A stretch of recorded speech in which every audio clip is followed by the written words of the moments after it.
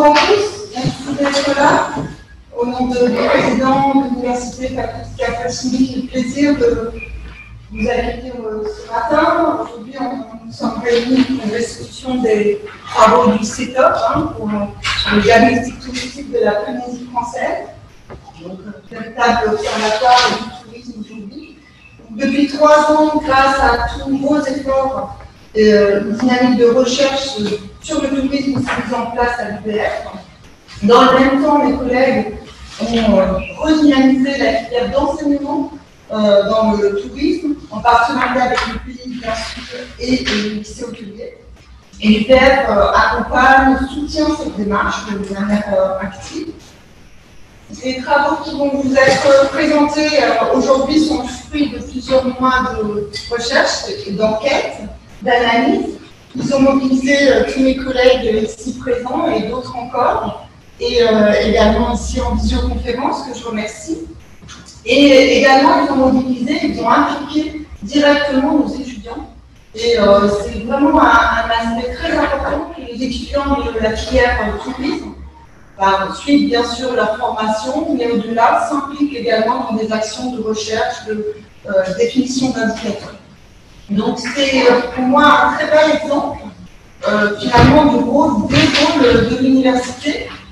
L'université va à la fois s'investir dans la formation, mais également la recherche. C'est vraiment un continuum, il y a toujours du lien entre formation et recherche. L'un ne nourrit pas l'autre. Donc merci aujourd'hui pour votre présence et je souhaite vraiment que cette matinée d'échange soit très fructueuse. Voilà.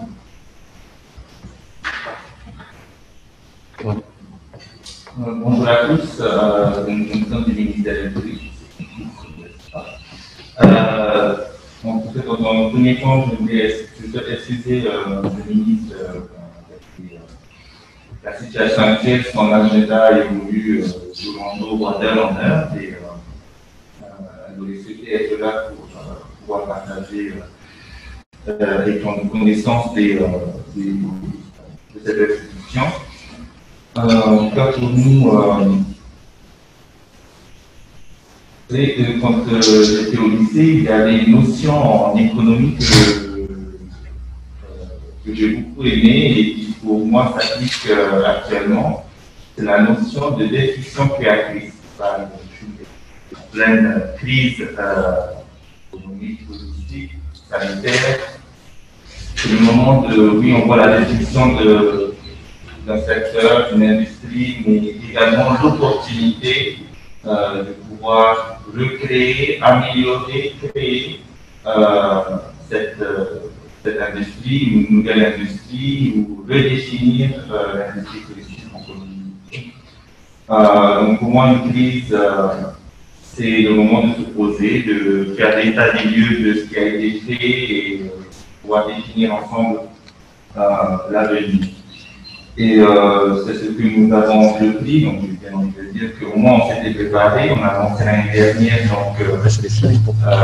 les travaux du palier Amani 2025, donc les travaux pour notre nouvelle stratégie. Et j'aimerais saluer et remercier l'université pour ce projet de diagnostic sur la destination Polynésie française, et notamment sur sa méthodologie qui consiste à impliquer dans un premier temps les élèves, les étudiants de l'université, mais également les étudiants canadiens, et d'accompagner ces étudiants avec les experts et les chercheurs des deux entités. Et ensemble alimenter notre connaissance collective et permettre un meilleur diagnostic avec une vision locale, mais aussi une vision de l'extérieur. Merci également le CETOP pour la veille médiatique qu'ils produisent dans le cadre de notre monitoring de la situation de crise actuelle que nous traversons. Je pense que c'est également une bonne opportunité pour la jeunesse polynésienne, pour nos étudiants, de pouvoir avoir une meilleure compréhension du tourisme en Polynésie d'une part, et d'autre part, de définir le tourisme dans lequel ils vivent. Parce que dans quelques années, c'est eux qui vont voir le fruit de leur diagnostic, des recommandations qu'on a faites. Et de se sentir pleinement impliqués dans le développement de leur pays. Encore une fois, vous remercier pour le travail que vous avez apporté, pour l'aide que vous nous avez apportée lors de cette gestion de crise. Et merci. Merci. Bonjour à tous. Et d'abord, merci beaucoup pour votre venue ce matin. Je vous remercie aussi toutes les personnes qui m'entendent et qui sont en ligne. Je vais procéder à quelques remerciements quand même pour démarrer. D'abord, je tiens, François et moi, en fait, ce sont des remerciements collectifs de la part de François et moi. On tient à remercier bien sûr le CETOP, le Centre d'études sur le tourisme en Océanie-Pacifique, qui a hébergé ce projet de diagnostic donc depuis 1 an et demi. Et puis nos deux bienfaiteurs qui ont accompagné le CETOP, forcément l'Université de la Polynésie française et notamment son président et sa vice-présidente Nabila, que je remercie de sa présence aussi, et le ministère du Tourisme qui sont là depuis le départ dans le soutien de ce projet. Je souhaite remercier, s'ils m'entendent aussi, bien tous les étudiants qui ont participé à ce travail. Je pense donc on a eu 16 étudiants de la licence professionnelle hôtellerie-tourisme, donc de la promotion précédente de 2019-2020 qui ont participé, et 11 étudiants de la maîtrise culture, loisirs et tourisme de l'Université de Québec à Trois-Rivières. Et enfin, je tiens à remercier tous les acteurs qui nous ont accompagnés depuis le début. Je me souviens d'en avoir vu quelques-uns, d'ailleurs, d'entre vous, à certaines soutenances d'étudiants dans le cadre de ce projet. Et donc, depuis le départ, en fait, on a eu beaucoup les portes ouvertes, à la fois pour nous, enseignants-chercheurs, mais aussi pour les étudiants, pour avoir en fait un maximum d'informations pour établir ce diagnostic. Et je tiens à remercier aussi plus particulièrement, même si il ne peut pas être représenté étant donné l'actualité d'aujourd'hui, l'aéroport de Tahiti, qui nous avait permis de faire une large enquête à l'époque avec les étudiants il y a maintenant 1 an. Alors, juste avant de vous présenter un petit peu le planning de la matinée, si vous voulez bien, on va peut-être laisser François faire juste peut-être quelques minutes aussi pour vous dire bonjour. Oui, je vous dis bonjour. Est-ce que Sylvain, ça va? Vous m'entendez? Bien. Oui, bon. Je serai très bref parce que je parle beaucoup dans le cadre de la matinée. Je me suis déjà présenté dans une première vidéo, donc j'y reviendrai pas. Mais je vous remercie d'être là aujourd'hui et de m'avoir donné l'occasion d'échanger avec vous sur les opportunités, les possibilités de développement de la Polynésie française parce que c'est vraiment un endroit incroyable. Il peut paraître surprenant aussi que quelqu'un de l'extérieur intervienne comme ça sur un territoire aussi éloigné, mais puisqu'on privilégie beaucoup l'angle de la demande, ce désavantage devient presque au contraire un avantage parce qu'on oublie parfois de regarder chez soi avec des yeux neufs. Parfois, c'est une bonne chose. L'autre avantage que j'ai aussi, c'est que je n'ai pas toutes les contraintes inévitables à la gestion courante d'une destination comme la Polynésie française. Donc, je peux me laisser aller sans frein aucun pour arriver avec des idées qui sont innovantes, qui parfois, quand elles viennent à l'esprit alors qu'on a les 2 pieds dedans, on se dit « Ah ouais, mais ça ne fonctionnera pas pour telle raison, pour telle raison. » Je n'avais pas ce genre de frein-là. Donc, ça m'a permis de me laisser aller et Sylvain aussi de m'appuyer tout au long de ça. Donc, comme le programme de ce matin est très chargé, je n'irai pas plus loin. On va avoir l'occasion de reparler ensemble. Donc, je laisse la parole à Sylvain. Merci François. Est-ce que c'est possible de passer au programme de la matinée? Alors, on a une matinée qui est dense. En fait, en réalité, on aurait dû faire ça presque sur une journée entière. Mais étant donné le décalage horaire, on ne pouvait pas faire venir François pour cette journée-là. Et étant donné le décalage horaire, on a donc commencé tôt et on va finir tard ce midi. Donc, on aura plusieurs parties, notamment je ne sais pas si vous êtes bien aperçu, hein, il y avait 2 vidéos à visionner en amont. Donc, je ferai rapidement un rappel de la première vidéo pour ceux qui n'ont pas fait bien leur devoir à l'avance de la regarder. Mais si, au contraire, ça a été fait, on pourra justement gagner un peu de temps. Et puis ensuite, on aura une longue séance, un peu plus d'1 heure, justement sur les présentations des résultats du diagnostic, sur 3 gros ensembles de composantes, la demande, l'offre et les facteurs externes. À chaque fois, là, on aura ensuite une phase de discussion. On procédera à une pause quand même bien méritée puisqu'on aura déjà eu beaucoup d'informations. On passera à la deuxième partie de la matinée concernant les produits touristiques qui ont été étudiés. Et notamment, on verra un petit peu la question de comment utiliser un tableau de bord qui a été créé dans le cadre de ce projet. Et donc là, il y aura une autre vidéo qu'on vous avait demandé, si possible, de la suivre aussi un petit peu en amont sur les 12 produits qui ont été analysés. Et donc, on pourra justement discuter un petit peu de cette vidéo-là. Et je voudrais surtout, donc, vers la fin de matinée, qu'on prenne à peu près 1 heure de discussion sur les principaux enjeux qui se dégagent, selon nous, de ce diagnostic. Et puis, la toute dernière demi-heure de la journée, si on arrive à avoir le temps, j'avais préparé un bonus Covid, on va dire, puisque quand même, il faut tenir compte de cette pandémie et qui a à la fois impacté ce travail de diagnostic dans sa réalisation.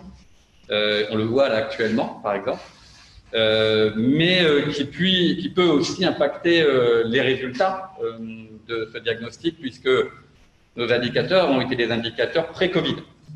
Donc, ça, c'est important à le souligner. Alors, juste avant de commencer, est-ce que vous avez tous eu le temps, je vais me permettre de vous poser la question, est-ce que vous avez tous eu le temps de regarder la première vidéo concernant donc, le mandat, le modèle, les sources, les données, etc. Bonjour. Si je me fie à la liste d'invitations, j'ai rencontré la plupart d'entre vous. En fait, j'en ai rencontré plusieurs en 2019 lors des 2 missions que j'ai faites en Polynésie française. Pour ceux qui ne me connaissent pas, je m'appelle François de Grandpré. J'ai un doctorat en économie de l'Université Aix-Marseille. Ma thèse de doctorat portait justement sur qu'est-ce qui rend un territoire performant au niveau touristique. Cette première capsule vidéo qu'on vous fait dure environ 45 minutes. Ça va être suivi d'une période de questions. Donc, bon visionnement. Dans cette première vidéo, je vous présente le mandat qui lie l'Université du Québec à Trois-Rivières et l'Université de Polynésie française. Je vous présente également les modèles qui ont permis de structurer le diagnostic qui a été réalisé. On aborde quelques-unes des méthodes et sources qui ont été utilisées autant par les étudiants que par nous comme chercheurs. On aborde aussi la question du découpage territorial, qui est une étape essentielle dans la réalisation du diagnostic. On aborde enfin quelques considérations environnementales qui nous ont été utiles également pour se positionner. Et on conclut déjà avec 11 recommandations issues de la méthode, issues des étapes dont je viens de vous parler. Si on résume en une seule phrase, le mandat qui nous a été confié consiste à proposer un diagnostic touristique de la Polynésie française basé sur le modèle touristique régional. Le modèle touristique régional, c'est ce que vous voyez en bas à droite. Je vais vous l'expliquer plus en détail un peu plus tard dans la présentation. Sylvain Petit et moi-même ne sommes pas seulement chercheurs, on est aussi enseignants et professeurs. Et on a décidé, à travers cet exercice hyper intéressant de réalisation de diagnostic, de mettre à contribution nos étudiants respectifs de l'UPF et de l'UQTR, ceux de licence professionnelle de management des organisations hôtelières et touristiques, et ceux qui sont inscrits à la maîtrise en loisirs, culture et tourisme ici à Trois-Rivières. Petit récapitulatif de ce qui a été fait jusqu'à maintenant, depuis son début. Donc, après avoir travaillé à peaufiner l'entente, la signature a eu lieu en avril 2019, suivie immédiatement d'une mission terrain où je me suis rendu sur place. J'ai été sur différentes îles, Raiatea, Bora Bora, Rangiroa, Tahiti, Moorea, où j'ai rencontré des prestataires de services, où j'ai rencontré des touristes, où j'ai rencontré aussi des acteurs à Tahiti, en compagnie, entre autres, d'Eriata Broderson, j'ai participé aussi à la conférence, en fait, comme spectateur, à la conférence annuelle de Tahiti Tourisme, hyper intéressant comme conférence. Une deuxième mission a été réalisée fin août, début septembre, au début du semestre, où je rencontrais les étudiants de l'UPF pour leur expliquer ce qu'ils auraient à faire dans le cadre de ce diagnostic-là. J'en ai aussi profité pour aller à Waïné et à Tetiaroa, encore une fois pour rencontrer les principaux acteurs et les touristes qui étaient sur place. En janvier 2020, c'était au tour des étudiants de l'Université du Québec à Trois-Rivières d'être mis à contribution dans le cadre d'un cours de développement régional. Ils ont travaillé sur 12 produits touristiques qui sont typiques de la Polynésie française. Donc, les étudiants de l'UPF travaillaient sur chacune des 18 composantes du modèle touristique régional. On avait à peu près un étudiant pour chacune des composantes. On les a quand même fait travailler en équipe et on a travaillé, 11 étudiants à l'UQTR ont travaillé sur 11 produits et j'ai travaillé sur un 12e produit. La troisième mission, qui ne s'est jamais vraiment réalisée, c'est celle où je devais venir vous présenter les résultats en compagnie de Sylvain. Ça a été annulé une première fois au printemps. Ça a été annulé une deuxième fois à l'été. Et là, on ne voulait pas reporter plus loin la présentation des résultats. Les étudiants de l'UPF et les étudiants de l'UQTR avaient chacun une composante ou un produit sur lequel travailler. Ils procédaient à peu près de la même façon, c'est-à-dire que dans un premier temps, ils devaient construire un cadre conceptuel pour bien comprendre le produit ou la composante sur laquelle ils travaillaient. Donc, ils ne se limitaient pas à ce qui existait en Polynésie française, mais ils regardaient dans la littérature touristique ce qui était dit sur leur composante ou leur produit. Dans un deuxième temps, là, ils se référaient effectivement aux études qui avaient été réalisées en Polynésie française, qui venaient de l'ISPF, qui venaient de chercheurs, qui venaient de regroupements sectoriels aussi. Parfois, ils produisent des études qui ont servi aux étudiants. Dans le cas de l'UPF, ils ont fait des rencontres avec des experts pour valider un peu ce qu'ils avaient obtenu, pour essayer de mettre la main sur une littérature grise, c'est-à-dire une littérature qui n'est pas diffusée, qui est autrement sur le web.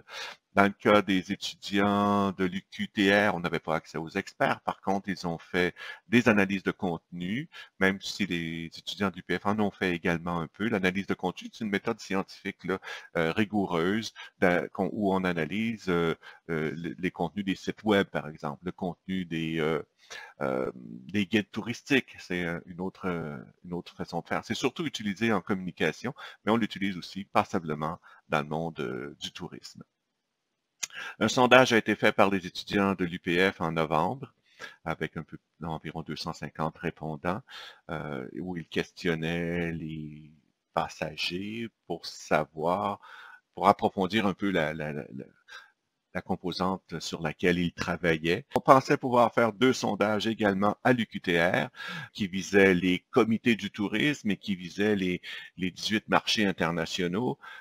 On a commencé ça en mars-avril et pour des raisons que vous devinez, ces sondages-là qui étaient sur SurveyMonkey, qui étaient montés, qui ont été envoyés, on n'a pas eu de réponse. On a donc arrêté la démarche assez rapidement. Les étudiants devaient faire des synthèses et ça a pris la forme de différentes annexes assez volumineuses. Et donc, c'est dans ces annexes-là qu'on retrouve les analyses qui ont permis de faire les recommandations qu'on vous présente aujourd'hui. Autre chose aussi qu'ils ont fait, c'est construire un immense fichier Excel où on avait des indicateurs par île de chacune des composantes et de chacun des produits qui a été étudié. On est assez content du résultat. On va vous montrer ça un peu plus loin. Ça fait l'objet de ça aussi d'une annexe, l'annexe 3. De notre côté, Sylvain Petit et moi-même, on a aussi poussé du côté observation terrain. On a pris des notes de terrain, on a rencontré des gens, on a participé à des activités en Polynésie française aussi avec les différents acteurs. Sylvain plus que moi, mais quand même aussi j'étais présent lors de quelques rencontres. On s'est référé aussi, bien entendu, aux études qui étaient disponibles. On a également fait quelques analyses de contenu et on a aussi participé à construire la base de données, des indicateurs. On a entre autres utilisé les données du setup. Dans le cas des étudiants de Polynésie française, ils étaient aussi encadrés ou assistés par 2 professionnels qui étaient Yanis Bell et Henrietta Brodersen qui leur donnait un coup de main, qui pouvait répondre à leurs questions pendant tout le semestre. Tout ce travail réalisé a pris la forme de 4 annexes principalement. Donc, une annexe qui résume les travaux des étudiants de l'UPF qui portaient sur les 18 composantes, une annexe qui portait sur la synthèse des travaux des étudiants de maîtrise. C'est le document, l'annexe 2 qu'on voit ici. Là. Vous voyez le volume, c'est plus de 500 pages, là, cette simple annexe-là. Les autres font plus de 100 pages chacune. L'annexe sur les indicateurs par île et par archipel qui a permis de construire 75 fiches touristiques, mais qui a aussi permis de faire des analyses territoriales par archipel ou par espace touristique homogène. Je vais revenir bientôt là-dessus. Et la dernière annexe porte sur les résultats du sondage qui a été fait à l'aéroport de Tahiti. C'est 256 répondants qui ont répondu. Au fur et à mesure que nous allons progresser dans la présentation des analyses, nos résultats, vous allez voir arriver comme ça des R rouges qui sont en fait les pistes, l'apparition des pistes de recommandation. On distingue 3 niveaux, celles qui nous apparaissent, en tout cas dans un premier temps, prioritaires, celles qu'on nous recommandons assez fortement et celles que nous suggérons. Il se pourrait que l'ordre des priorités change suite aux discussions que nous allons avoir. La première fois que le R apparaît, c'est un élément qui nous suggère l'intérêt de la recommandation en question, mais ces mêmes recommandations-là peuvent repopper à nouveau dans l'avant-midi parce qu'ils vont être appuyés par des nouvelles justifications, nouvelles analyses qui seront faites au fur et à mesure de la progression de la présentation de nos résultats. Curieusement, notre première recommandation n'est pas issue d'une analyse, elle est plutôt issue d'un constat. Le constat que nous avons fait que les étudiants ont eu énormément de difficultés pour certains et de la difficulté pour la plupart à obtenir de l'information spécifique à la composante sur laquelle ils travaillaient et aussi sur les produits sur lesquels ils travaillaient. C'est pas tout à fait normal qu'on ait eu autant de difficultés à obtenir l'information. Pourtant, les étudiants qui sont à l'Université de Polynésie française, quand ils ont fait leur travail, ben, ils étaient encadrés par des agents de recherche, ils étaient encadrés par nous, ils avaient accès à la bibliothèque, on leur a assigné un expert, ils étaient proches des principaux services et malgré ça, ils ont eu énormément de difficultés. Dans la plupart des cas, pas tous, il y en a que ça fonctionnait bien, comme les ressources naturelles, par exemple, ils avaient accès à beaucoup d'informations, mais en général, l'information était difficile à obtenir. Donc, on peut s'imaginer un entrepreneur qui est sur une île relativement éloignée de Tahiti, qui n'a pas accès à toutes les facilités dont nos étudiants avaient. On peut imaginer le niveau de difficulté qu'ils ont à obtenir l'information pertinente. Donc, notre première recommandation va dans ce sens-là, c'est-à-dire de créer un guichet unique où l'entrepreneur qui veut améliorer ses services ou qui veut démarrer puisse trouver l'information relativement facilement. Donc, c'est sous cette forme de tableau que nous allons vous présenter les recommandations au fur et à mesure qu'elles arrivent. Pourquoi la partie en gris sur chacune des archipels, c'est qu'on ne vous a pas encore donné les arguments voulant que, par exemple, dans ce cas-ci, que le guichet unique se trouve délocalisé, ou en fait décentralisé dans chacun des archipels. Ici, je vais essayer d'être rapide parce que je peux m'étendre très longtemps sur le sujet. Pour comprendre le travail qui a été fait, on doit le situer dans un ensemble plus grand. Parce que faire un diagnostic touristique, ce n'est pas faire du développement touristique. C'est une étape importante, mais une étape parmi plein d'autres. Il y a 6 grandes étapes là, qui sont identifiées ici. La première étape consiste à identifier des objectifs à atteindre. Donc, c'est souvent le stratège, c'est souvent le politique qui va se positionner par rapport à ça. Dans le plan 2015-2020, par exemple, on annonce qu'on voudrait avoir une augmentation de 50% du nombre de visiteurs, c'est-à-dire atteindre 300 000 visiteurs d'ici 2020. En 2015 et 2020. C'est ce qui a été atteint d'ailleurs. Hein? C'est une extrémisme, mais c'est quand même l'objectif a été atteint.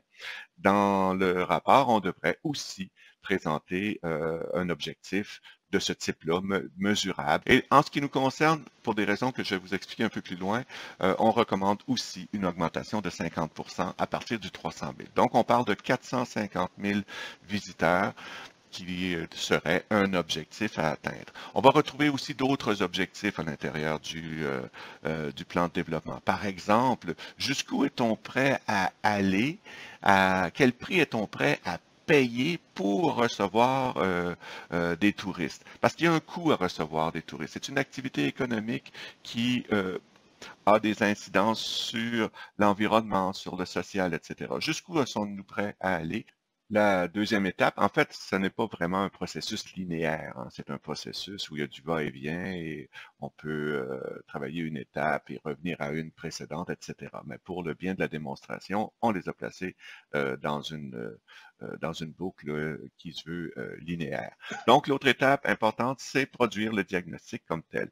C'est quoi? Ben, c'est l'analyse de l'offre et de la demande. Autant ce qui est actuel, ce qui est observable et ce qui est potentiel également. C'est ce que les étudiants du PF ont fait. L'étape suivante, ben, ce sont les étudiants de l'UQTR qui ont travaillé. C'est l'identification des produits qui devraient être développés et les éléments de gouvernance qui aident à développer ces produits-là. On va revenir sur la notion de produit, mais essentiellement, il y a des produits d'appel, c'est-à-dire le produit qui va aller chercher le visiteur qui est chez lui à l'étranger, celui qui va dire, tiens, j'ai envie d'aller en Polynésie française pour telle raison. Bien, cette telle raison-là, c'est à quelque part le produit qu'ils vont consommer. La quatrième étape, c'est l'implication de tous les acteurs concernés par les pistes d'action, par la gouvernance, par ce qui doit être fait. Je viens tout juste de prendre connaissance du Fariharamanini, oui, excusez l'accent, où on parle de tourisme inclusif, où on parle d'impliquer la population, où on parle d'impliquer un maximum de monde. Mais c'est tout à fait dans cet esprit-là qu'arrive la quatrième étape. Donc oui, il y a les acteurs publics, mais le tourisme, c'est d'abord une activité d'entreprise, hein, du secteur privé, donc il y a des entrepreneurs qui doivent être là, et il y a bien entendu également la population qui a son mot à dire, à travers le discours du politique, si on veut, mais on peut aussi trouver des stratégies où la population peut s'exprimer. On retrouve en cinquième place l'actualisation des pistes, donc vraiment passer à l'action, et ça prend principalement deux formes. Soit on développe des produits, soit on développe des modes de gouvernance, soit on fait la promotion des produits. Ce que je vous présente là, c'est un processus très connu, là, hein. On n'invente rien ici, là. Ça se termine par l'implantation des mesures de suivi, donc le monitoring qui à développer de façon importante, peut même prendre la forme de tableaux de bord, de seuils de performance, visées, etc. Il y a moyen d'aller très, très loin avec les mesures de suivi. D'ailleurs, on vous fournit avec les indicateurs, les fiches, le fameux fichier Excel là, dont je vais vous parler un peu plus loin, est un excellent outil de base pour implanter des mesures de suivi. Donc, on conclut donc par l'implantation de mesures de suivi pour presque en temps réel, grâce à la technologie aujourd'hui, on est capable de voir l'évolution de la performance du tourisme sur un territoire. Tout ce processus-là s'insère à l'intérieur d'un plan stratégique. On arrive à terme là, du plan stratégique 2015-2020 qui a été très bien fait, à mon avis, et qui a donné des résultats. On dit que 80-90% des actions ont été réalisées. On se prépare pour le plan stratégique 2020-2025 qui va encore une fois progresser, d'où un peu l'idée de l'illustration en spirale ascendante vers des bénéfices. Le but ultime de cette spirale ascendante, c'est d'augmenter la qualité de vie de la population, dans le fond, en créant des emplois, en justifiant l'implantation d'équipements ou de services qui ne pourraient pas être justifiés autrement que par la présence de touristes. On cherche bien entendu aussi à maximiser la performance des entreprises locales, des entreprises de Polynésie française. Il ne faut pas oublier que le tourisme, c'est d'abord une activité commerciale où on cherche à faire des bénéfices, à avoir des occasions d'affaires. Donc, ce sont des PME ou des très petites entreprises là, qui sont au cœur là, du processus, en fait, des retombées qu'on recherche. Au niveau public aussi, on va essayer de maximiser les retombées internes, éviter les fuites vers l'étranger. C'est pas toujours possible, surtout quand on travaille à partir de projets de plus grande envergure. Toutes ces considérations-là devraient se retrouver à quelque part à l'intérieur de la première étape, celle de fixer les objectifs qui sont à atteindre. Pour avoir au moins des pistes, avoir des indications de ce vers quoi on s'en va, ce qu'on valorise plus que tout. Comme toute activité économique, il y a un prix à payer pour développer, si vous voulez, entre guillemets, l'industrie touristique. Et le prix à payer, ben, il est économique, il faut investir. Il est environnemental aussi, surtout quand on parle de tourisme de masse, quand on commence à avoir un volume important de visiteurs, ça a nécessairement un impact sur l'environnement. Et il y a des coûts sociaux également rattachés au développement d'une activité touristique moindrement d'importance.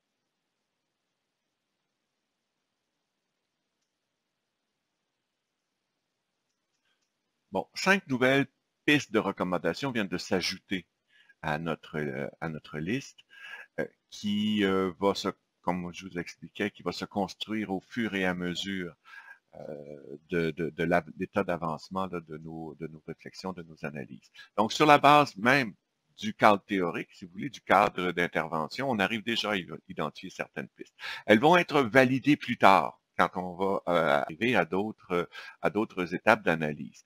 Donc, allons-y avec le premier, c'est fixer l'objectif d'atteindre 450 000 visiteurs en Polynésie française en 2025. Ce pourcentage-là de croissance de 50% est un peu calqué sur le dernier plan directeur. On continue dans la même lancée.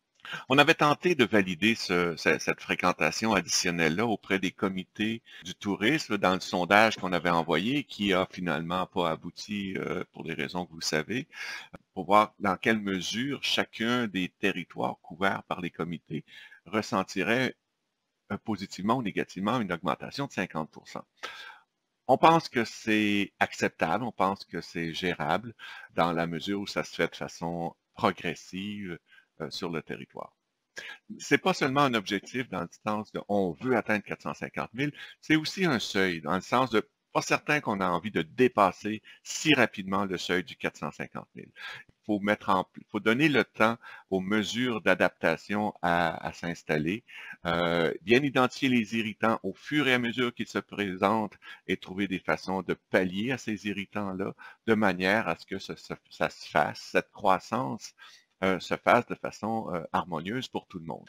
La difficulté qu'ont eu nos étudiants, autant de ceux qui travaillaient sur les produits que ceux qui travaillaient sur les composantes du MTR, nous a amené aussi à identifier le besoin de création ou de consolidation d'associations sectorielles, des associations qui sont dédiées à certains secteurs ou à certains produits spécifiques. Ils deviennent la source d'information par excellence. Ceux qui collectent les données, ceux qui diffusent l'information au nom du secteur, au nom du produit qu'ils représentent. Cette piste-là émerge à peine ici, mais vous allez voir au fur et à mesure qu'on va progresser dans les explications, dans les analyses, vous allez voir à quel point cet élément de gouvernance, de travailler avec des associations sectorielles reconnues, bien ciblées, va prendre son importance et a beaucoup d'intérêt pour structurer davantage la suite du développement touristique de la Polynésie française. Même si on est encore au début de cette nouvelle planification, il faut déjà commencer à penser au système de monitoring.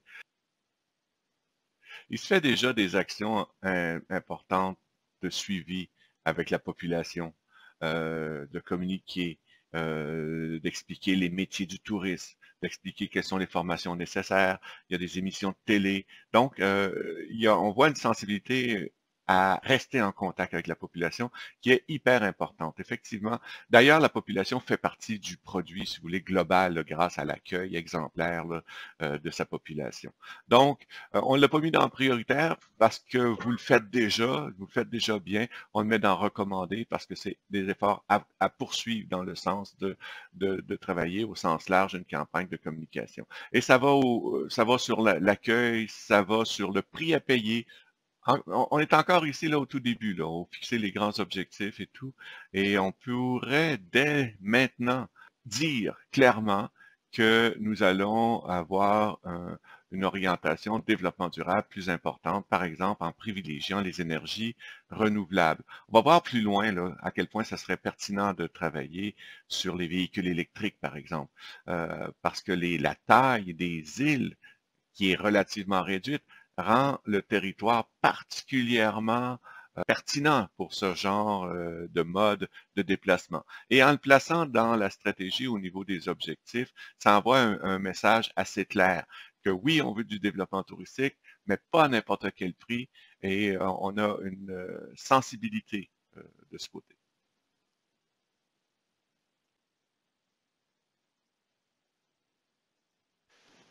Mesurer la performance d'un territoire nécessite de regarder plusieurs aspects de la destination.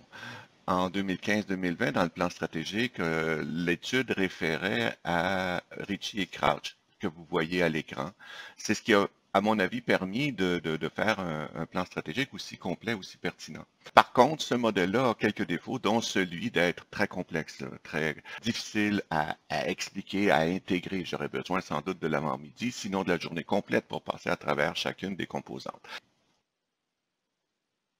Avant que le modèle de Crouch et Ritchie soit développé et devenu populaire, on utilisait des modèles comme celui-ci, le modèle de Gunn, qui commence à dater 1988, mais qui est intéressant par sa simplicité.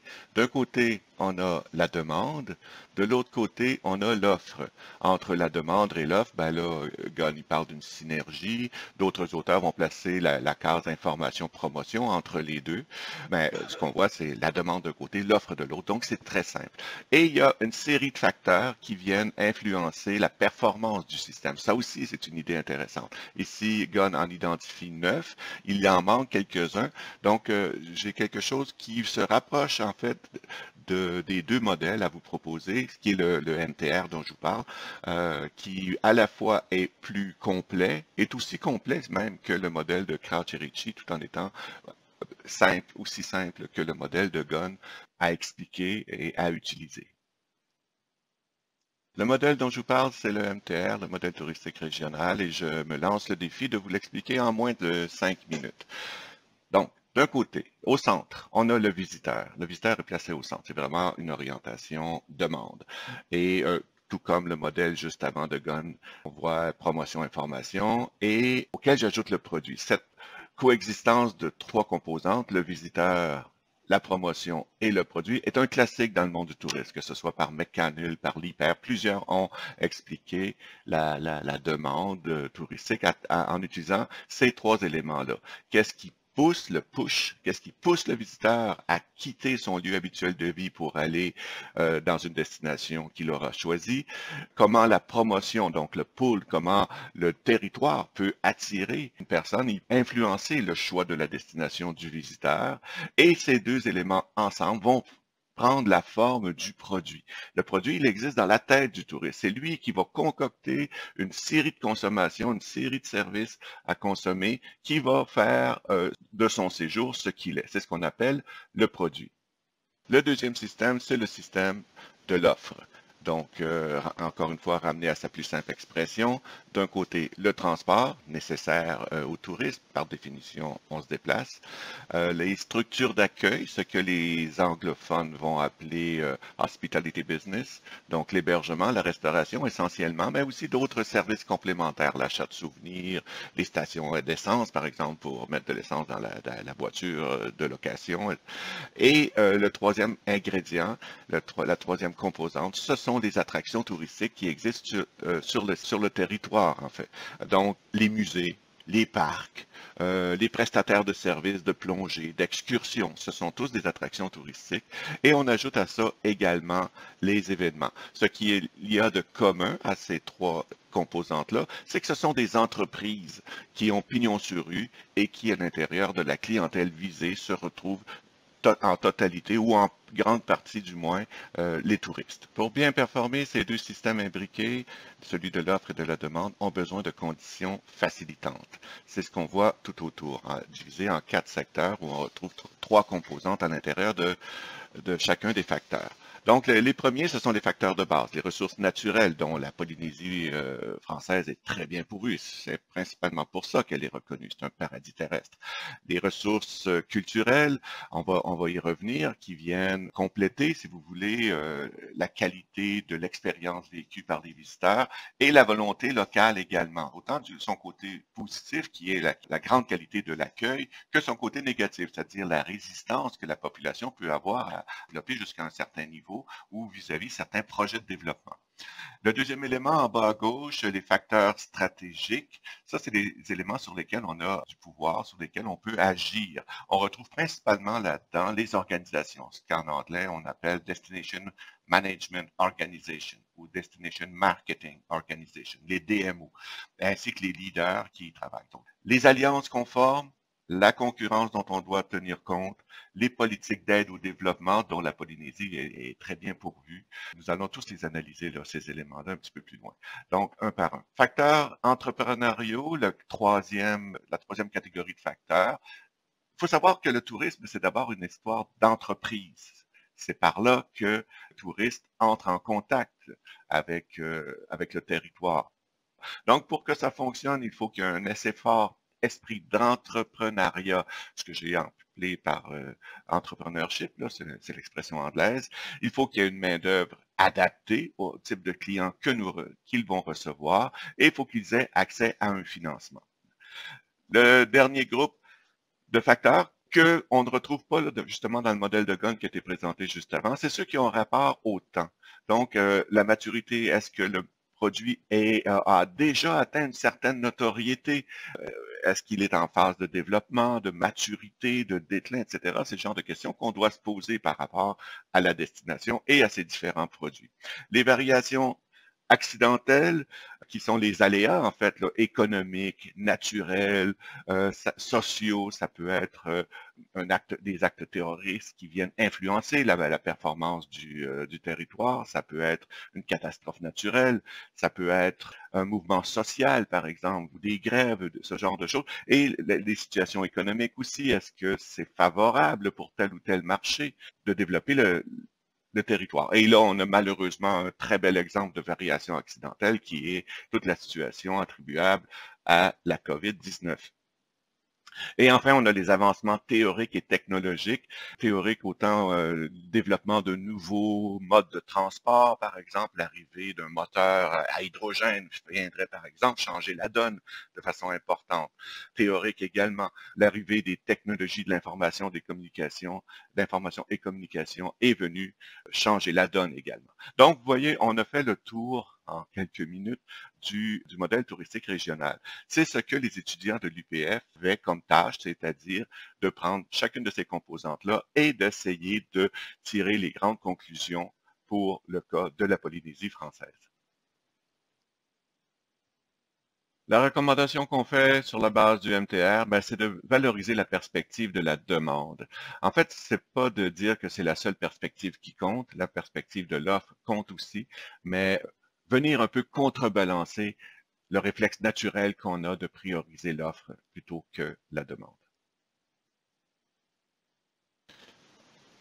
Le modèle touristique régional a été utilisé à plusieurs reprises avec succès, mais c'était malheureusement pas le cas la première et la deuxième fois que j'ai tenté de l'utiliser sur des régions. Il faut que les régions sur lesquelles on applique un diagnostic possèdent une certaine cohérence interne. Encore plus vrai quand on regarde le territoire sous l'angle du visiteur. Donc, la difficulté était que ces régions-là, administratives, qu'on appelle touristiques, n'étaient pas du tout touristiques. C'est le cas pour le Québec, c'est le cas en France aussi, où j'ai donné plusieurs conférences sur le sujet, c'est le cas dans beaucoup de pays. Donc, il faut travailler à partir de régions qui ont une cohérence interne. C'est ce qu'on appelle les espaces touristiques homogènes, les ETH, ou relativement homogènes. Sinon, le modèle systémique ne fonctionne pas. D'ailleurs, la façon de valider un modèle systémique, c'est de l'appliquer à une réalité. Et il est validé à partir du moment où il donne un résultat intéressant. Il existe facilement une bonne dizaine de raisons pourquoi on devrait travailler à partir d'espaces touristiques homogènes. Je vais les énumérer plus que les expliquer dans les minutes qui suivent. Pour ceux qui aimeraient en apprendre davantage sur le sujet, j'ai publié un article sur ce même sujet là, dans la revue Théoros. Commençons par la difficulté qu'on peut avoir de faire un diagnostic d'un territoire qui est diversifié dans son offre. En caricaturant, en Polynésie, on a des îles hautes et on a des atolls, des îles basses. Et si on fait un diagnostic moyen, si on fait la moyenne, on dit qu'on a des îles moyennes, ce qui est faux. On a soit haut, soit bas. Il faut que le diagnostic soit en mesure de prendre en compte les particularités là, de chacun des territoires. Sinon, on se retrouve à réduire à des généralités, presque au sens commun de diagnostic qu'on produit. On ne veut pas ça. On veut conserver les particularités du territoire. L'autre chose, le concept de destination en tourisme a énormément évolué au cours des dernières années et c'est un concept qui amène justement cette perspective du visiteur, de regarder le territoire dans un temps et un espace qui est à échelle humaine. La Polynésie offre de grands défis au niveau de l'espace. Les îles sont sur un énorme territoire.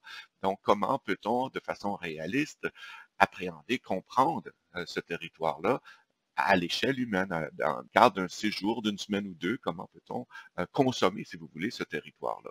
Donc, ça nous amène à justement identifier que sur ce très grand territoire, il existe des réalités qui sont différentes. L'autre avantage de travailler à partir des archipels est de créer des alliances. On a parlé un petit peu plus tôt de fournir de l'information à l'échelle des archipels, parce que d'un archipel à l'autre, la situation peut être différente. Donc, communiquer à l'échelle des archipels serait beaucoup plus pertinent que de travailler à l'échelle de la Polynésie française comme un tout. Et aussi plus pertinent que de travailler à l'échelle des îles, parce qu'il y a 118 îles, c'est énorme. Donc, on n'aura pas 118 organisations qui vont produire de l'information. Favoriser une saine concurrence entre les destinations internes de la Polynésie française basées sur des personnalités touristiques distinctes. On a tout avantage à justement concrétiser là, ces espaces-là, les rendre différents. D'ailleurs, les espaces touristiques homogènes, une des façons de les caractériser, c'est oui, en partie par ce qu'ils représentent, mais aussi du fait qu'ils sont différents des autres. C'est par la différence qu'on réussit à identifier quels sont les espaces touristiques homogènes sur un territoire. Et ce qui nous emmène à une de nos recommandations, qui est de simplifier et harmoniser le message autour, non plus de Tahiti et ses îles, mais de Tahiti et ses archipels. L'idée de visiter 118 îles, je comprends et ça a été bien reçu. Vous avez gagné des prix grâce à la campagne promotionnelle de Tahiti et ses îles, mais je pense qu'elle pourrait évoluer tout en respectant cette idée-là de départ qui était excellente. Elle pourrait, toujours dans une perspective du visiteur, être simplifiée et ramenée, dans ce cas-ci, à visiter Tahiti et ses archipels, 5 grandes destinations qu'on retrouve à l'intérieur de la Polynésie française. Ce qui pourrait peut-être donner l'envie aux visiteurs de revenir en Polynésie pour explorer ce qu'il n'a pas eu le temps de venir. Si on lui dit il y a 118 îles, il en visite 5 ou 8, ben, il en reste 110 à visiter. C'est énorme. Alors que si on lui dit il y a 5 territoires différents en Polynésie française, il a l'occasion d'en visiter 1, 2, peut-être même 3, mais au moment de repartir, il va se dire « Ah, tiens, il y a 2 territoires que je n'ai pas eu l'occasion de visiter. » Vous allez voir, les recommandations qu'on fait portent beaucoup sur donner envie aux visiteurs de revenir. D'ailleurs, selon les études de l'ISPF, seulement 20% des gens reviennent. Les mêmes études de l'ISPF, c'est autour de 80% des gens qui ont envie de revenir. Il faudrait miser là-dessus et un des objectifs, donc une des recommandations qui va découler de ce que je suis en train de vous dire, va être de doubler le nombre de personnes qui reviennent effectivement d'ici 2025. C'est aussi cette histoire d'espace touristique homogène de décentraliser les pouvoirs, la gouvernance.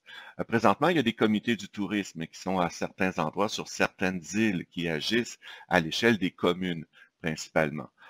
Mais pour pouvoir offrir la possibilité d'avoir l'entièreté du territoire de couvert, on pourrait travailler à partir d'archipels à ce moment-là.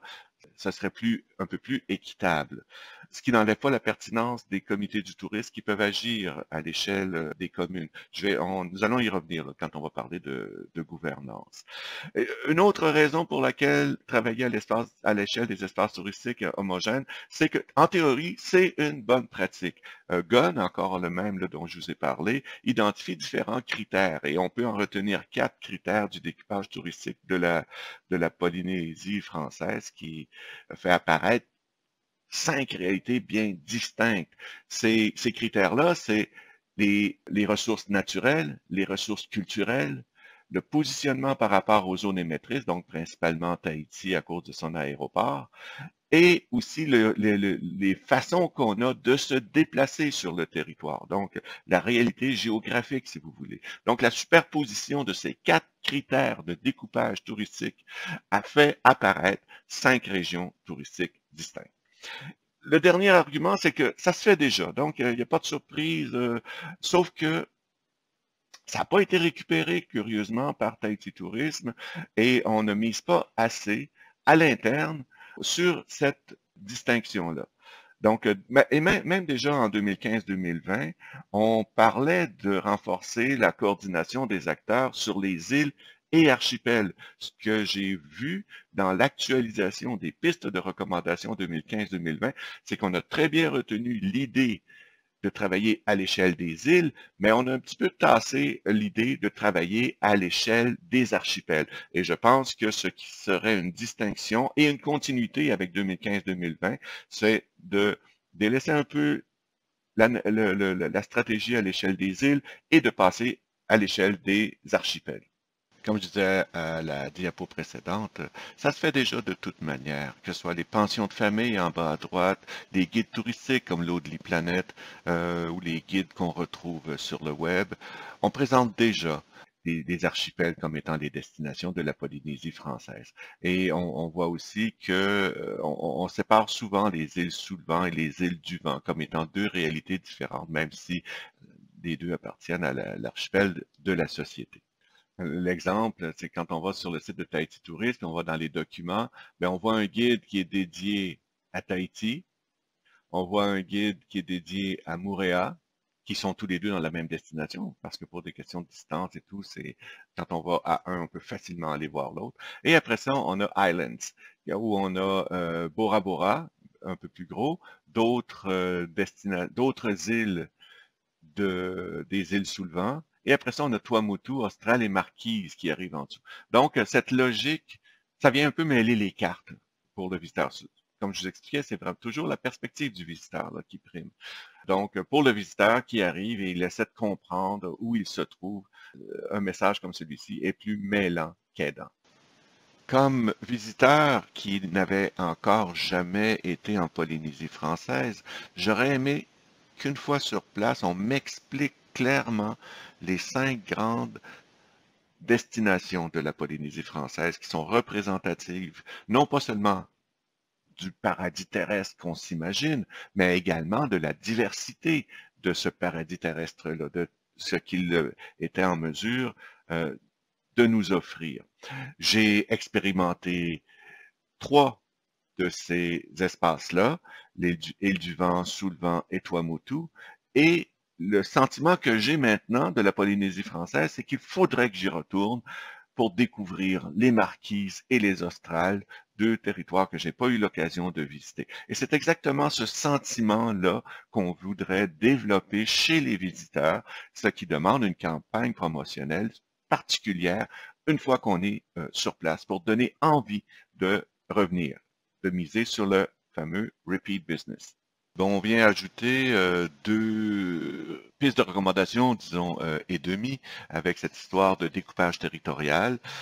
L'idée de passer de Tahiti et ses îles à en arriver à Tahiti et ses archipels pour toutes les raisons que j'ai expliquées, de simplicité, de message, de faciliter le repeat business, mais également une histoire de gouvernance également, d'avoir l'ensemble du territoire de couvert et ce qui nous amène à la 2e recommandation, là, créer des associations territoriales spécifiques à chacun de ces territoires-là.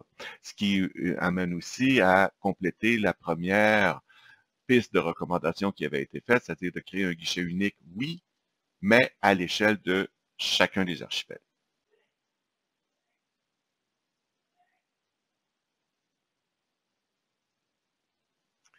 Une des premières réflexions que j'ai dû avoir après le début du mandat a été dans quelle mesure peut-on vraiment justifier de promouvoir une destination touristique aussi dépendante du transport aérien ou par bateau, qui est encore pire au niveau de l'impact environnemental? Comment peut-on justifier en faire la promotion? J'ai eu cette réflexion-là avec Sylvain, avec des collègues aussi de l'Université de Perpignan, puis voici en gros à quoi on est arrivé. Le premier élément de réflexion que nous avons eu a été de se dire que l'industrie touristique ne peut pas porter à elle seule sur ses épaules l'odieux, si vous voulez, de la consommation de masse de toutes formes de produits à l'échelle mondiale. L'autre argument qu'on a discuté, c'est que en ayant en fait un nombre limité de visiteurs en Polynésie française, ça devient la meilleure des protections contre les impacts environnementaux. Donc jusqu'en 2025, où on vise 450 000 visiteurs, nous restons à l'intérieur d'une destination exclusive, d'une destination relativement rare à l'échelle mondiale. Les Polynésiens sont déjà très sensibles à la question environnementale et on le voit là, à Moorea, à Tahiti, à Bora Bora au niveau du politique, à Moorea au niveau des scientifiques, de même qu'à Tahiti, où il y a des groupes qui agissent déjà, qui voient les problèmes, qui prennent des actions pour contrer les effets négatifs que peut avoir le réchauffement planétaire ou encore une présence trop importante de visiteurs à un moment précis, à un endroit précis. Donc, la prise en main, elle est déjà présente en Polynésie française. Et ça ne veut pas dire de dire, bon, ben, puisqu'ils sont là, on n'a rien à faire. On a quand même des recommandations au niveau d'aider ces regroupements-là, poursuivre les efforts de prise en main. Et ce que le gouvernement pourrait faire à travers la stratégie, c'est prioriser certaines de ces pistes-là plutôt que d'autres, à travers des programmes d'aide. Le dernier élément peut-être, et je vais y revenir quand je vais parler de volonté locale de développement, c'est de recentrer le débat vers les irritants d'un tourisme qui s'apparente à un tourisme de masse, plutôt que vers le touriste lui-même comme individu devenant, entre guillemets, indésirable. On se retrouve donc avec encore une fois, deux pistes de recommandations additionnelles. La première, qu'on peut qualifier de demi, c'est que oui, on fixe l'objectif d'atteindre 450 000, mais en même temps, on fixe le seuil de 450 000. C'est-à-dire qu'on ne souhaite pas nécessairement, d'ici 5 ans, dépasser ce seuil-là pour se donner le temps de s'adapter aux situations qui pourraient être irritantes et pour continuer à miser sur cet avantage marginal qui est cette idée de tourisme exclusif en Polynésie française. L'autre objectif qu'on a placé dans les pistes recommandées est de gérer les principaux irritants qui sont liés à une trop forte densité touristique au fur et à mesure qu'ils se présentent. Donc, les prendre très au sérieux. Question de dévier un peu le discours qui voudrait que ce soit des touristes, qu'on soit few, qu'on soit fatigué. La troisième recommandation est au niveau de l'aide gouvernementale à des organisations qui sont déjà très actives dans la protection de l'environnement. Donc, c'est un peu en lien avec le précédent, c'est-à-dire de bien cibler l'aide qu'on pourrait accorder aux organisations vers des actions qui aident à gérer ce qui est urgent en ce moment. C'est notre dernière diapo. C'est un récapitulatif des 11 pistes de recommandations que nous a suggéré, si vous voulez, la démarche qu'on a entreprise jusqu'à maintenant. Et comme je vous ai déjà dit, ces pistes-là seront à nouveau évoquées au fur et à mesure que nous allons progresser dans les analyses des composantes et des produits. Mais avant d'arriver là, on a une période de questions-réponses qui va suivre immédiatement.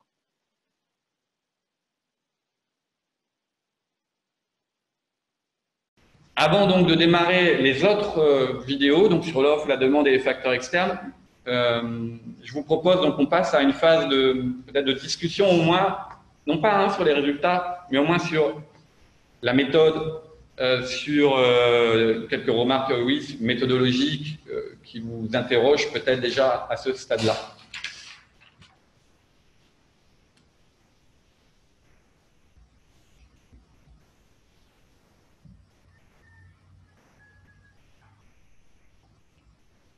Bon. Non, c'est bon? Peut-être sur la notion d'homogénéité, est-ce que tu peux développer le côté homogène, puisque tu parles de zones homogènes? Oui. D'un point de vue de la destination, en fait, un produit homogène. Qu'est-ce que tu peux juste un peu développer ta notion de homogène? François, tu nous entends? Oui, oui, je vous entends, je peux intervenir, bien sûr. La façon de répondre? Oui, si tu veux. En général, quand on parle de découpage territorial, on va parler de zones polarisées, de zones planifiées ou de zones homogènes. Et dans le cas du tourisme, ce qui est intéressant, c'est si on arrive à se rapprocher le plus possible du concept de destination et de travailler avec des zones qui sont relativement homogènes et qui se ressemblent. En fait, l'élément qui est distinctif, c'est que un espace touristique homogène est différent du voisin. Et c'est comme ça qu'on arrive à distinguer différents endroits. Je vous ai mis dans la vidéo une dizaine de raisons pour lesquelles on travaillait sur des espaces homogènes. On n'a pas voulu travailler à l'étape intermédiaire qui est purement destination parce que, puisque c'est un plan national, on voulait être inclusif de l'entièreté de la Polynésie française. Si on avait travaillé uniquement à partir du concept de destination, on aurait été obligé de faire des choix. Et je pense qu'à un niveau national, il est préférable de couvrir l'ensemble parce qu'on ne sait pas aujourd'hui quelle île, quelle destination sera émergente et apparaîtra dans le portrait touristique. Donc, on voulait être le plus englobant possible. Donc, c'est cette idée d'homogénéité relative à partir d'un ensemble qui est relativement cohérent du point de vue du visiteur et qui est à échelle humaine également. Comme un élément qu'on voyait souvent, c'est que Moorea, par exemple, je donne un exemple, Moorea et Tahiti sont souvent traités comme deux destinations, alors que du point de vue du visiteur, considérant la facilité de passer à l'île voisine, c'est une seule destination en soi. Et on voulait pas non plus, on aurait pu travailler île de la société, mais là, il y avait comme deux réalités distinctes. Celle autour des îles sous le vent, avec Bora Bora, les îles qui sont relativement proches les unes des autres, et la réalité Tahiti, Moorea, à laquelle on peut ajouter Tetiaroa, qui est complètement différent de l'autre. Donc, vous voyez, c'est par la différence, dans le fond, qu'on arrive à identifier des zones homogènes. Et là, ben, je pourrais entrer dans le détail, mais c'est là, à partir de différents critères qu'on arrive à faire ce découpage-là. Peut-être un dernier petit point là-dessus. Je vous dirais qu'au Québec, c'est l'absence d'un découpage d'espaces touristiques homogènes qui a le plus nui à notre développement. D'ailleurs, le ministère du Tourisme a perdu beaucoup d'influence parce qu'ils se sont un peu obstinés à travailler sur des régions qui étaient des régions administratives plutôt que des régions touristiques qui avaient une certaine homogénéité. Et je suis assez souvent invité en France pour aller donner ce genre de conférences parce qu'en France, on fait, même avec les 13 régions maintenant en France, on fait cette même erreur. Une région administrative n'est pas une région touristique. En tout cas, pas dans tous les cas. Et ici, en Polynésie, on aurait la chance d'arrimer les deux, dans le fond. C'est-à-dire que la région d'intervention ou administrative serait aussi la région touristique homogène. Et ça se fait déjà, on le voit dans les guides, on le voit dans les pensions de famille, on le voit un peu partout. Et l'idée, c'est simplement de se mettre au diapason de ce qui se fait déjà de toute manière. Ça va? Merci. Ouais, ben, moi ça va, ouais. C'est intéressant comme approche, effectivement, parce que historiquement, je me rappelle, il y a une quinzaine d'années, on on avait d'abord le souci de faire la différenciation de produits, ou plutôt moins de produits d'appel ou d'images sur des îles, ne serait-ce que de la société et des îles sous. On essayait de distinguer à une époque qu'est-ce qui pourrait identifier Montréal d'Haïti. Donc Montréal, c'était l'ananas. Ensuite, il y avait comment identifier Wahine, etc. Donc, on a vu cette démarche il y a une quinzaine d'années et qui n'est pas restée d'ailleurs, pas trop. On n'a pas trop identifié, enfin, gardé ces identités. Et par contre, cette approche qui est plus globale, enfin, par archipel, amène le problème plus loin, élargit le sujet. Ça peut être effectivement quelque chose de très intéressant. Merci. Oui, Vincent? Je me rappelle justement de la campagne Tahiti et ces îles avec S en majuscule, îles en majuscule. Et j'étais touriste, en fait, j'habitais Los Angeles pendant 20 ans, donc j'étais touriste moi-même, je m'intéressais beaucoup. Et en effet, je voulais visiter toutes les îles et je connaissais un petit peu leur différenciation. Mais c'est vrai que je pense qu'il y a un point intéressant de regrouper par archipel, parce qu'un touriste essaye, surtout avec les passes de Air Tahiti par exemple, de faire plusieurs îles dans le même archipel en général. Et donc peut-être que c'est, on va le voir, une avenue intéressante pour envisager les choses légèrement différemment. L'idée est très intéressante. Je dirais qu'à première vue, les premières difficultés qu'on aura, c'est simplement de trouver vraiment des sujets d'identification entre les archipels. C'est vraiment Alors, il y a quelques exemples intéressants au travers des produits qui ont été analysés, hein. Mais effectivement, il faut vraiment qu'on arrive, si on va dans cette direction-là, il faut qu'on ait vraiment des arguments forts pour distinguer chaque archipel, au risque de ne pas mettre en avant certains ou moins, et effectivement, de défavoriser certains par rapport. Peut-être aussi un rééquilibrage, puisqu'on voit par exemple, dans les îles sous le vent, évidemment, on pourra avoir un numéro 1 de très loin, et qu'il y a 10-20 ans, il y avait quand même des hôtels et des touristes qui allaient à Huayné, etc. Et alors, je ne connais les statistiques aussi bien que vous tous et vous toutes, mais il me semble qu'évidemment, ces îles ont été délaissées un petit peu à cause des hôtels qui sont fermés. Hein. Et donc, peut-être recentrer ça sur la notion d'archipel permettrait de remettre en avant les îles qui sont moins visitées, peut-être. Ce qui est peut-être un objectif en soi. Quand on a un taux de touristes par habitant qui est supérieur à 10 à Bora Bora et qui est grosso modo, je suppose, 10 fois moindre, bon, ne parlons pas de Tahiti, mais Huayné, Raiatea et autres, bon, là, il y a peut-être un rééquilibrage, pas facile du tout à faire, mais potentiellement bénéfique. Tu entends tout, hein, François? Oui, oui, j'entends tout et je ne parle pas, là, je parle trop dans cette demi-journée, je préfère écouter. Mais si tu veux que j'intervienne, je peux très bien intervenir aussi. Alors, peut-être avant, on va prendre un petit peu, on va écouter différentes remarques et puis éventuellement, je te redonnerai la parole après si ça te va. D'accord. Je peux enlever mon masque, ça me mais en fait, je rebondis sur ce que dit Jean-Marc. J'ai eu la chance de participer à certaines études et campagnes sur l'image de la destination, notamment des îles. Et c'est vrai que les premières étaient à l'origine de sortir du triptyque Tahiti, Montréal, Bora Bora et de mettre en avant donc, ces paradis cachés. Il y avait pas mal de termes qui ont été évoqués à ce moment-là. Et on avait, c'est vrai, travaillé beaucoup sur le capital naturel, historique, culturel des îles et peut-être moins produit.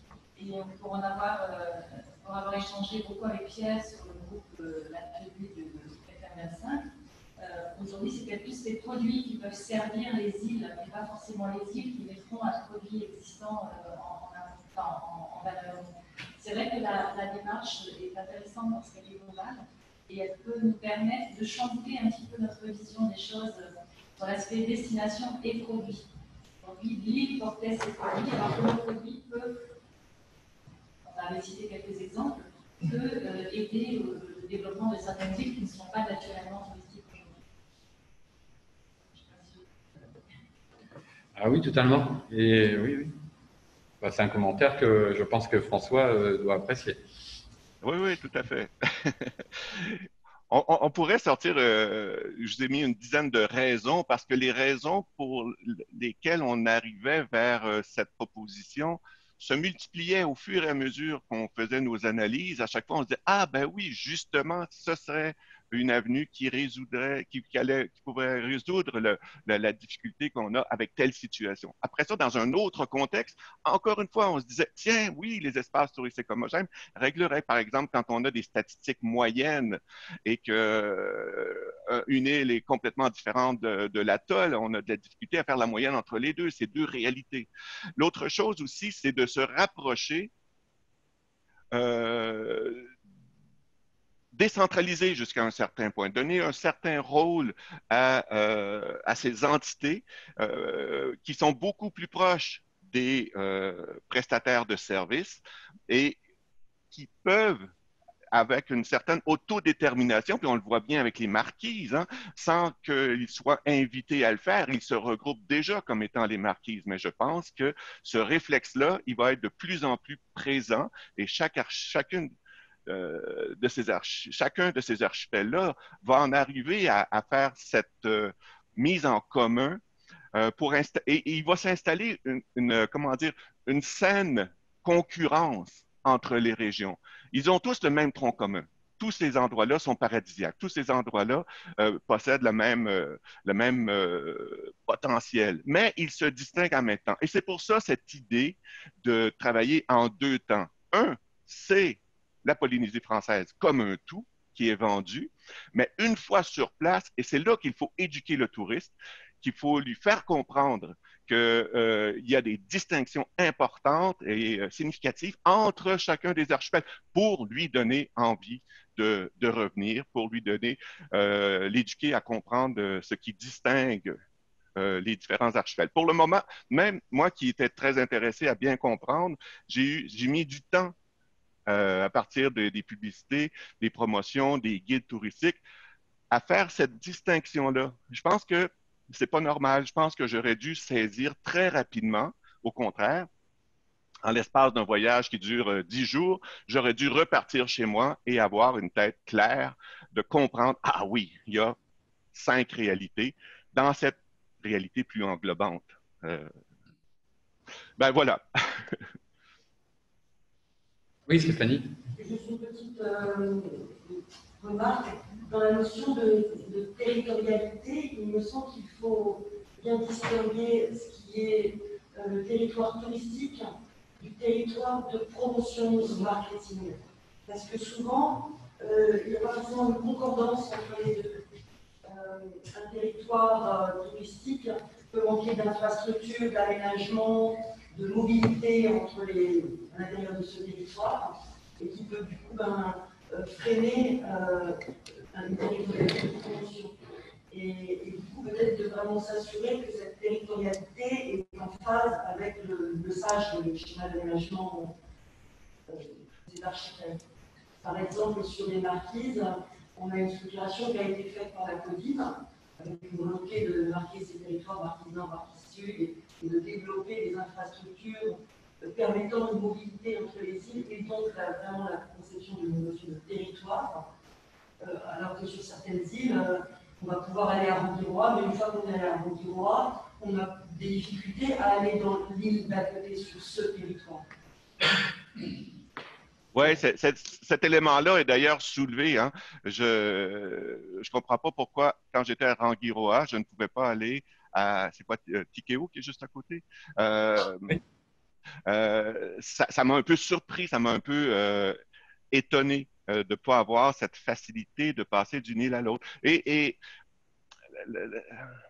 la théorie autour des destinations, c'est qu'on appelle ça souvent un projet, dans le sens qu'il faut transférer cette idée de travailler à cette échelle géographique un peu différente aux acteurs qui sont en place. Donc, d'arrêter de penser à l'échelle de l'île, mais de penser à l'échelle d'un territoire plus large.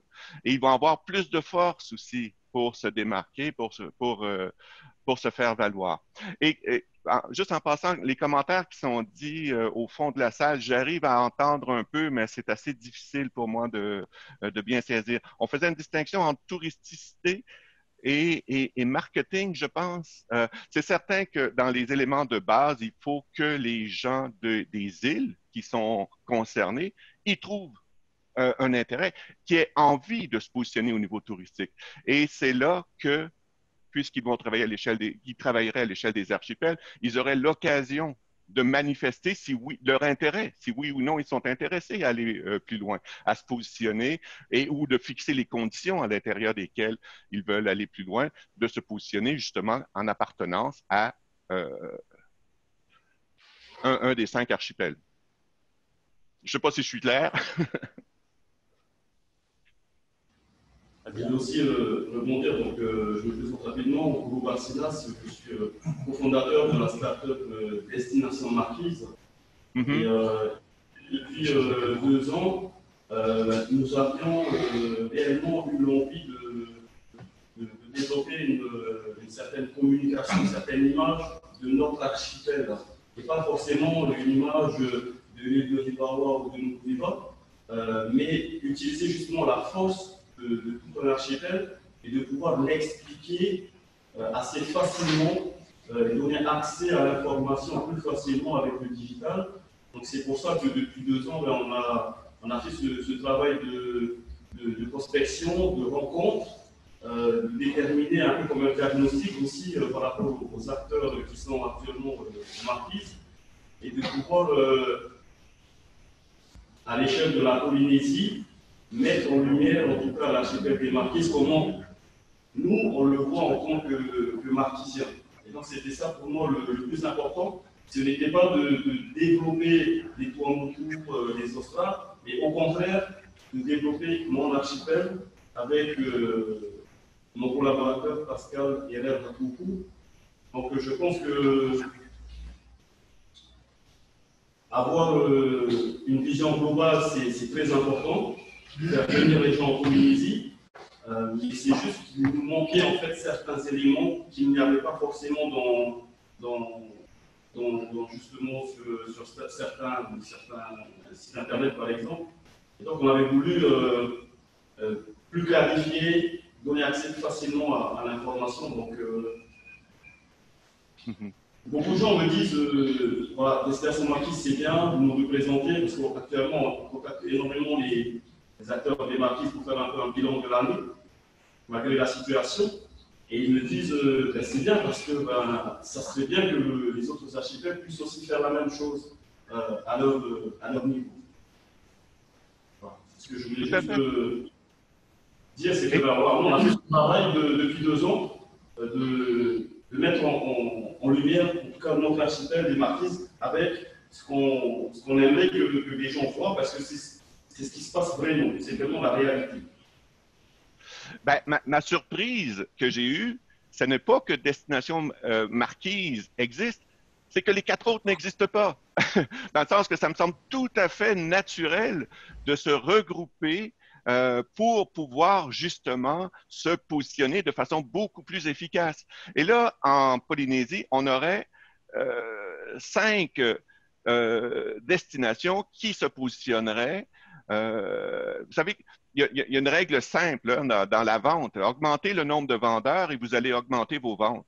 Et dans ce cas-ci, ben, on passerait de 1 vendeur, qui est la Polynésie comme un tout, à 6 vendeurs. La Polynésie comme un tout resterait, bien entendu, mais on aurait aussi 5 territoires qui seraient aussi des vendeurs et qui feraient de la concertation, etc. Donc, on augmente la force de vente en travaillant comme ça. Et comme je vous dis, j'avais aucune surprise de voir Destination Marquise, mais j'étais plus surpris de ne pas voir les 4 autres destinations, les 4 autres archipels, ne pas avoir emboîté le pas ou ne pas l'avoir fait.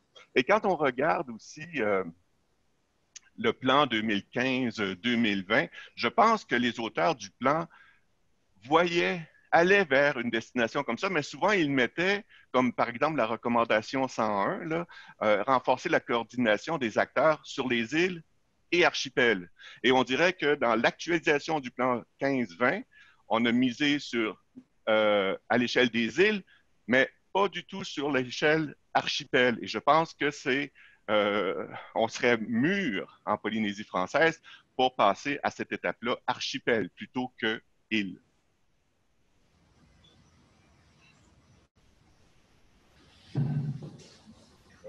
Une dernière remarque, une dernière question? Alors, on va passer, si vous voulez bien, aux vidéos sur le diagnostic. Donc, on va commencer sur la demande.